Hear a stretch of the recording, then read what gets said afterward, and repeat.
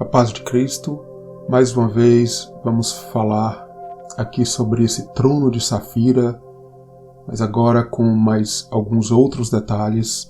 Vamos falar com também ser um vencedor em Cristo, continuar esse tema que é bastante importante, como estar ali naquele trono de cristal, aquele mar de cristal, um trono de safira, como a gente vê no livro de Ezequiel, ligando isso tudo ao livro do Apocalipse. E a gente volta novamente ao verso em Ezequiel, no capítulo 1, verso 26, esse trono de safira. E por cima do firmamento que estava por cima da sua cabeça, havia uma semelhança de trono como de uma safira. E sobre a semelhança do trono, havia como que a semelhança de um homem no alto sobre ele.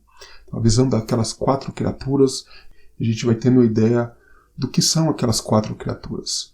Como aquelas quatro criaturas, no livro de Ezequiel, a gente vê os 144 mil no livro do Apocalipse, características várias dessas quatro criaturas que a gente tem visto ali no trono, toda a questão dos carros de Deus, como os judeus falam, que liga ali Ezequiel ao transporte de Elias ao céu e várias outras passagens, como Moisés no Monte Sinai. Os carros de Deus, como está sendo conduzido por Deus, nosso espírito, Deus como um cavaleiro, como aquele que está ali no carro guiando o cavalo, nosso espírito ali como um cavalo sendo guiado por Deus, nosso espírito como ali um cavalo sendo guiado pelo seu cavaleiro, pelo carro ali, o cavaleiro ali no carro, guiando, como Deus, como Cristo vai guiando a vida do crente. E do contrário, é o crente sendo guiado por coisas que não são do reino, infelizmente, mas o que a gente vê se a promessa de trono, venho repetir porque é um assunto bastante importante, antes da gente iniciar com outros tópicos relacionados a isso. A gente vê o trono é uma promessa de Jesus à sua igreja. A gente vê isso no livro de Mateus capítulo 19, Evangelho de Lucas 22, da igreja se assentar sobre tronos. Também em Coríntios, 1 Coríntios capítulo 6, a gente vê que Paulo estava ciente disso. Trono é local de julgamento, local de reinado, como no livro do Apocalipse fala, seremos reis e sacerdotes. Por quê? Vai haver um julgamento do mundo para que haja o quê? Essa queda da Babilônia, que primeiro tem que cair em nossas vidas. E a promessa sendo cumprida em vários locais aqui do livro do Apocalipse, como a promessa à igreja de Laodiceia, veja só, os tronos falam realmente dos cristãos também, na questão de Israel ou não, a questão dos fiéis em geral, de estarem no trono de Deus, que julgando como reis, sentado ali ao lado de Cristo, no trono de Deus. 144 mil, como a gente tem visto, são partes disso. A gente vê isso no capítulo 14 do Apocalipse, 144 mil no trono. Essa safira, esse cristal, esse trono de safira no livro de Ezequiel, que liga ao trono do livro do Apocalipse. O azul fala muito de leis, fala muito da parte celestial, onde o crente vai chegando ali à presença de Deus.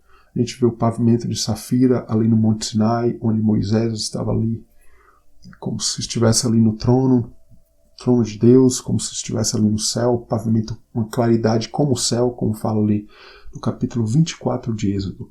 E ali Deus em seguida vai dar as leis em tábuas de pedra. Diz que pedras são essas? Então, os judeus, o povo hebreu de muito tempo já fala que essas pedras das tábuas da lei eram de safira, porque ali logo 2 versinhos ali anteriores fala que havia um pavimento de pedras de safira. Então, que pedras eram essas de safira? Na verdade, a gente não sabe ao certo, mas há essa ligação, como tenho falado, do azul com as leis de Deus. A gente vai ver no livro de Números, capítulo 15, versos 37 a 39, e Deuteronômio, capítulo 22, verso 12, toda essa ligação do azul, essas franjas que o povo de Israel colocavam ali nas suas roupas. A gente ainda vê hoje os judeus com essa, seguindo a lei dessa forma, e a gente vê que era aos filhos de Israel fazer essas franjas nas bordas das suas vestes. Interessante, no livro de Deuteronômio, a gente vê essas franjas nas 4 bordas tivesse toda essa ligação de uma visão periférica, a parte completa. 4 fala disso. Não à toa a gente vê os 4 animais, tanto no livro do Apocalipse como em Ezequiel. 4 fala de algo completo, os 4 cantos da terra, as 4 tribos ao redor do tabernáculo, as características de cada uma delas, fechando realmente a vida do crente. E é isso que Deus quer de nossas vidas. A gente vê ali no livro de Números e Deuteronômio, nessas passagens, para que o povo de Israel colocasse ali um cordão azul nas franjas. Então os judeus ligam muito a isso, porque era para eles lembrarem das leis de Deus. E hoje as leis no Novo Testamento, para o crente, o cristão, são as leis no nosso coração, não mais aquelas leis em tábuas de pedra, seja de safira ou o que for. As leis hoje é uma tábua muito mais preciosa que a tábua do coração do crente. Interessante que a gente vê justamente esse contraste no livro do Apocalipse, porque também o azul está ligado às vestes sacerdotais, assim como outras cores e outros materiais preciosos. Todo esse tema de comprar e vender, que está ligado ao tabernáculo, às vestes sacerdotais também, tudo ali vem do livro de Êxodo e são tópicos do livro do Apocalipse. Então, o livro do Apocalipse tem muitas referências ao sacerdócio. Então, quanto mais a gente entende o Antigo Testamento, principalmente ali os 5 primeiros livros da Bíblia, parte do sacerdócio, das leis, a gente vai vendo que o livro do Apocalipse vai se abrindo, né? É como se selos que estivessem fechados e guardando coisas que não são do reino fossem também abertos em nossas vidas, e nossas vidas sendo corrigidas também. É o que está acontecendo e vai acontecer para a igreja também, até que a Babilônia seja derrubada. Então, o que a gente vê? O éfode, que era a vestimenta sacerdotal, e por sinal não se há uma ideia 100% precisa de como aquelas roupas eram, os detalhes às vezes faltam, e há uma variação de entendimento de como aquelas roupas eram exatamente, mas você tem uma boa ideia. O que a gente vê em Êxodo, no capítulo 28, verso 5? Fala do éfode, da vestimenta sacerdotal, que era o quê? Ouro, azul, púrpura, carmesim. Então, ouro, azul, a púrpura, ali meio um roxo, fala muito de reinado, rei. Os reis se vestiam em púrpura. O carmesim é, na verdade, o vermelho. E havia também o linho fino torcido. No livro do Apocalipse, a gente vê toda essa simbologia. No capítulo 17, versos 1 a 5, a gente vê a grande prostituta, a meretriz. Ela estava vestida de quê? De púrpura, escarlata, que é o vermelho, adornada com ouro, pedras preciosas e pérolas. Então, realmente é uma imitação, a gente vê que é algo religioso, é uma imitação barata, vamos dizer assim, do sacerdote, ou das vestes sacerdotais, como muitos acham, e acredito que tem essa ligação realmente. E aqui a gente vê falta ali, o que muitos falam falta realmente o azul, esse azul que é realmente as leis de Deus.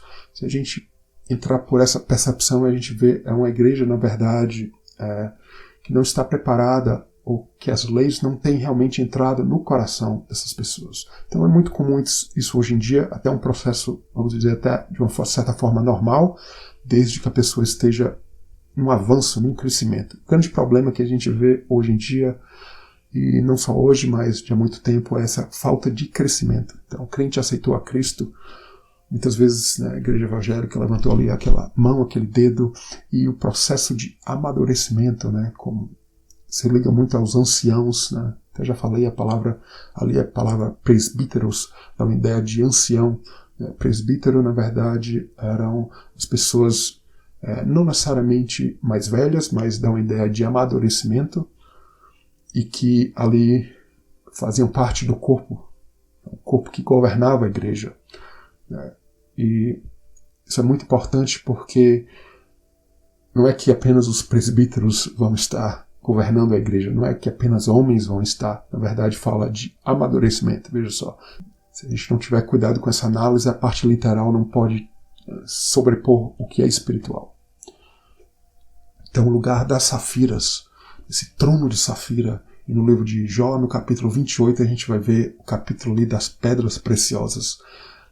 Jó foi ali lapidado, né, passou pela sua cruz, um corpo realmente que foi transformado. A gente vê isso, todas as feridas, parte literal ali no corpo de Jó. A gente vê todo o sofrimento dele. E a gente vai vendo na poesia bíblica, né, todas as partes do corpo de Jó vão passando a perceber toda a sabedoria de Deus, que é o sentido desse capítulo 28 de Jó, como a gente vai ver, a parte da sabedoria. O que tem mais precioso que a sabedoria? A gente vê muita semelhança ao livro de Provérbios, onde a sabedoria ali é a mulher principal daquele livro, do livro de Salomão. Então a linda poesia bíblica ali no livro de Jó fala de animais também, por todo o livro de Jó, onde nenhum animal consegue achar. Porque ali no capítulo 28 de Jó fala de alguns animais, inclusive o leão, e ali o leão buscando seu alimento, mas uma coisa preciosa está reservada ao homem, que é achar a sabedoria de Deus. Essa preciosa sabedoria. A gente vai ver no livro de Jó, capítulo 28, lugares onde se extrai a prata, o ouro, né, onde ali a prata e o ouro são derretidos, refinados. Do ferro tira-se da terra e da pedra se funde o metal. As suas pedras são o lugar da safira e tem posse de ouro. Veja só, o lugar da safira, um lugar de refinamento, um lugar de cristal onde o crente deve estar posicionado. Mas onde se achará a sabedoria e onde está o lugar da inteligência? Sabedoria e a inteligência que a gente fala de Deus realmente, não humana. A gente vê que toda a sabedoria e inteligência humana é colocada por terra porque Deus é aquele que nos dá a sabedoria celestial, que faz o crente estar ali nas nuvens, próximo ao trono de Deus, ou no trono de Deus realmente. Nem se pode comprar por ouro fino de Ofir, nem pelo precioso ônix, nem pela safira. Veja só, as pedras preciosas, a sabedoria que vale muito mais do que isso. Então o trono de safira, para aqueles que têm sabedoria, estar em Cristo, sabedoria celestial, como ali na criação, que vai trabalhando na vida do crente, nessa obra da criação, que vai trazendo descanso para o crente. Com ela se não pode comparar o ouro ao cristal, nem se trocará por joia de ouro fino, porque a aquisição da sabedoria é melhor que a dos rubis. Não será igual ao topázio da Etiópia, nem se pode comprar por ouro puro. De onde, pois, vem a sabedoria e onde está o lugar da inteligência? Esse é o trono de safira, o trono de Deus, onde o crente deve estar. Então, perguntas que a gente pode fazer para entender, tentar ter esse diagnóstico, que Deus possa, como um doutor, um médico, diagnosticar em nossas vidas se estamos preparados ou se estamos no caminho para estar nesse trono. Realmente, eu, como pessoa humana, não cabe a mim julgar principalmente outras pessoas, mas esse julgamento, esse poder de julgamento vai ser dado ao crente. Essa mente tem que ser transformada já desde agora, não é verdade? Então, algumas perguntas que a gente deve responder. Deixamos realmente o mundo em espírito? A gente coloca toda essa ligação ali no Monte Sinai, o povo saindo de uma terra. Será que a gente saiu literalmente, mas ali como no Monte Sinai, o local da decisão? Será que Deus, o tabernáculo, Cristo tem sido realmente formado com todas as suas medidas em nossas vidas? Que o nosso pai, a nossa mãe geradora, saímos realmente do Egito? É Deus realmente o nosso pai? Cristo está sendo realmente gerado em nós. Ficou o Egito para trás com seus deuses e costumes. Veja só, o Egito é o mundo, é a religião, o lugar das religiões, é o lugar das tradições religiosas, é o lugar onde Faraó ali é o provedor, né? Onde a vida do crente, infelizmente, ou da pessoa do mundo, onde a vida da pessoa está sendo provida não por Deus, não é o maná que está sendo gerado ali na vida do crente, não é Cristo descendo sobre nós, não é o maná sendo e alimentando nossas vidas, mas o provedor é outro. Será que Deus é o nosso provedor? Deixamos para trás tradições religiosas, etc. Um grande problema hoje em dia, né? Eu acredito nisso, minha denominação, isso, aquilo. E a gente vê, na verdade, no livro do Apocalipse, essa derrubada da Babilônia, o que ela é, né? Pedras espalhadas, como no livro de Lamentações, né? Todo o contraste de Jerusalém, tem a falsa e a verdadeira, e a Babilônia também, essas cidades, né? A cidade falsa que tem que cair, essas pedras espalhadas que a gente vê muito hoje, né? Eu acredito nisso, naquilo, então falta ainda o Espírito Santo realmente unificar essas línguas para que estejamos realmente em Cristo, e isso tem que acontecer primeiro em nossas vidas. Será que amadurecemos verdadeiramente em Cristo? Essa questão de maturidade, e eu coloco aqui as festas de Israel, a saída da Páscoa, saída ali do Egito, que já é um passo grandioso na vida do crente, os sinais, tudo ali na saída, mas realmente o Pentecoste ali, o Monte Sinai, como realmente os judeus, o povo hebreu até hoje liga ali o Pentecoste ao Monte Sinai, é o primeiro ali acontecendo, tudo bate ali, as datas, e realmente é o cristão entrando ali nas nuvens, na presença de Deus. Podemos ter deixado de fazer certas coisas ou ir a certos lugares, realmente tudo isso é bom, mas realmente, será que o nosso espírito tem sido trabalhado? É isso que fala o Pentecoste verdadeiro, realmente as leis sendo trabalhadas dentro de nós, na parte externa, mas realmente, e as medidas de Cristo em nós, realmente sendo trabalhado, vivificado o Espírito. Né? A gente pega a Páscoa, Pentecoste, Tabernáculos, Pentecoste ali já está olhando, já é uma visão da festa de Tabernáculos, onde realmente precisamos reinar com Cristo já, e esse reinado que tem que acontecer de agora. Será que os líderes também de igrejas, e nós mesmos, será que qual a prioridade que a gente tem dado? São palavras que atingem o espírito da gente, ou será que realmente está apenas atingindo, né, uma parte que de qualquer forma já é boa, né, que já nos traz uma modificação para esse mundo às vezes, em que deixamos de fazer isso, aquilo, ou, né, nos moldamos, nossa família, coisas desse mundo realmente que às vezes são realmente importantes, mas e realmente o espírito do crente, realmente a parte profética das Escrituras. Será que a gente tem guardado as Escrituras e tem buscado entendê-las? Veja só o livro de Ezequiel, um livro tão pouco entendido ainda, eu diria. É muito fácil até trazer uma profecia desse tipo, né? Não como profecia, mas como que a gente entende da Bíblia, pela palavra de Deus. A gente vê que é um livro que ainda vai ser explorado grandiosamente. Por quê?